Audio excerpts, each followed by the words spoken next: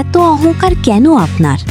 মনে রাখবেন, যে মাথা বেশি উঁচু হয়, ঝড় আসলে সেটাই আগে ভেঙে যায়। কষ্ট। অহংকার মানুষকে অন্ধ করে দেয়।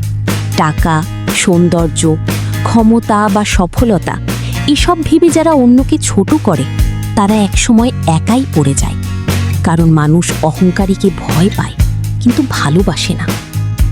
কিন্তু সুখের খবর হলো, নম্রতা মানুষকে ছোট করে না, বরং সম্মান আরও বাড়ায়। একটু বিনয়ী হন, মানুষের সাথে ভালো ব্যবহার করুন। দেখবেন হৃদয়ে শান্তি আর জীবনে বরকত দুটোই বাড়ছে।